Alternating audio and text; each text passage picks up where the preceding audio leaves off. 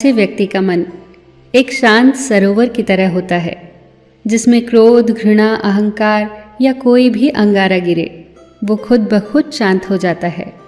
आप उनके साथ कितना भी बुरा करें, वो अपनी अच्छाई नहीं छोड़ते, बल्कि बुरे व्यक्ति के मन पर अपनी छाप जरूर छोड़ देते हैं। जैसे चंदन के वृक्ष पर जितने भी सांप लिपट जाएं, वो अपनी शीतलता नहीं छोड़ता, बल्कि सांप सुगंधित अवश्य हो जाते हैं। एक नगर में एक जुलाहा रहता था जो स्वभाव से अत्यंत शांत और नम्र था। क्रोध तो उसे आता ही नहीं था। एक बार कुछ शरारती लड़के उस जुलाहे के पास आए, ये योजना बनाकर कि आज उसे क्रोध दिलाकर ही रहेंगे। उनमें से एक लड़का बहुत अमीर माँ बाप की संतान था। उसने एक साड़ी की तरफ इशारा करते हुए जुलाहे से पूछा, इस साड़ी का दाम क्या है? 8 मुद्राएं। जुलाहे ने कहा। लड़के ने अब उस साड़ी के 2 टुकड़े कर दिए और एक टुकड़ा हाथ में लेकर बोला, मुझे पूरी साड़ी नहीं चाहिए, आधी चाहिए। अब कितने की है ये साड़ी? 4 मुद्राएं। जुलाहे ने बड़ी शांति से कहा। अब लड़के ने उस टुकड़े के भी 2 हिस्से कर दिए और जुलाहे से पूछा, अब दाम बताओ इसका। 2 मुद्राएं। जुलाहा अब भी शांत था। लड़का ऐसे ही साड़ी के टुकड़े टुकड़े करता गया और आखिर में बोला, अब मुझे ये साड़ी नहीं चाहिए, ये टुकड़े अब मेरे किस काम के? इस पर जुलाहे ने बड़ी शांति से कहा, बेटा अब ये टुकड़े तुम्हारे ही क्या, किसी के भी किसी काम के नहीं रहे। यह सुनकर लड़का शर्मिंदा हुआ और उसने कहा, मैंने आपका नुकसान किया है, इसलिए मैं आपकी साड़ी के दाम चुका देता हूं। इस पर संत जुलाहे ने कहा, जब आपने साड़ी ली ही नहीं तो मैं आपसे दाम कैसे ले सकता हूं?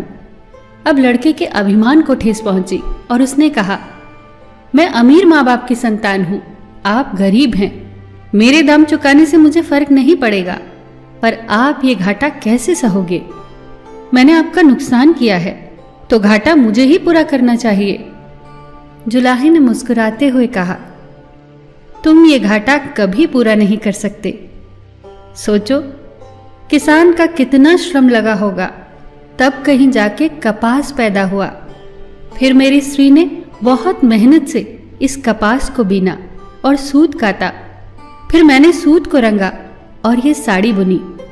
ये सारी मेहनत तो तब सफल होती जब इसे कोई पहनता, इसका लाभ उठाता, इसका उपयोग करता, पर तुमने तो इसके टुकड़े टुकड़े कर डाले। मुद्राएं इस घाटे को कभी पूरा नहीं कर सकती। जुलाहा अब भी क्रोधित नहीं था। अब भी उसकी वाणी में दया और सौम्यता थी। लड़का तो शर्म से पानी पानी हो गया। उसकी आंखें भर आई और वो जुलाहे के पैरों में गिरकर क्षमा मांगने लगा। जुलाहे ने प्यार से उसे उठाकर उसकी पीठ पर हाथ फिराते हुए कहा, बेटा यदि मैं तुमसे इस साड़ी के दाम ले लेता तो उससे मेरा काम तो चल जाता, पर तुम्हारी जिंदगी का वही हाल होता जो इस साड़ी का हुआ।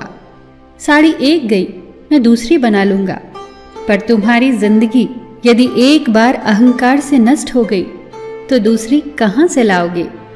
तुम्हारा पश्चाताप ही मेरे लिए सबसे बड़ी कीमत है।